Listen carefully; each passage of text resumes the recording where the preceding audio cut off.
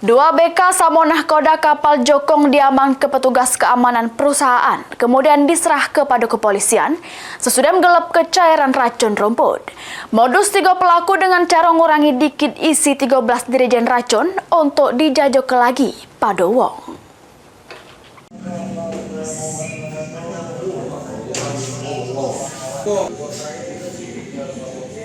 Inilah dia ketiga pelaku yang terdiri dari nahkoda kapal Jokong sama 2 ABK yang diamankan petugas keamanan perusahaan karena gelap ke cairan racun rumput, kemudian diserah kepada Polrestabes Palembang.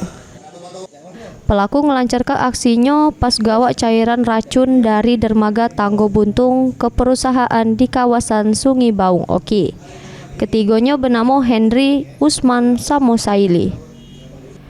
Menurut petugas keamanan perusahaan, dari pelaku ngurangi dikit isi 13 dirijen racun rumput untuk dijadikan sikok, kemudian dijajo ke pada wong.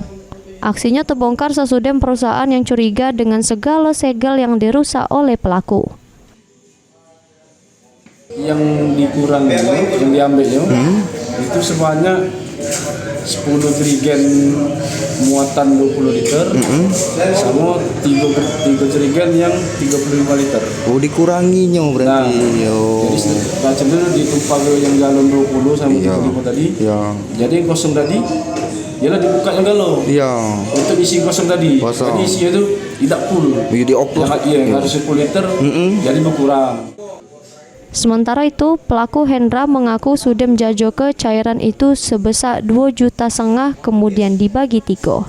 Duitnya dipakai untuk makan sehari-hari. 13 sikok itu 13 dirijen 2,5 juta.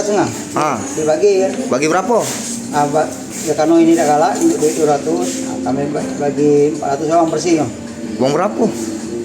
Uang 3. Uang 3, 400 sewang. Iya, Herman. Untuk apa kak duitnya kak? Kan untuk makan lah.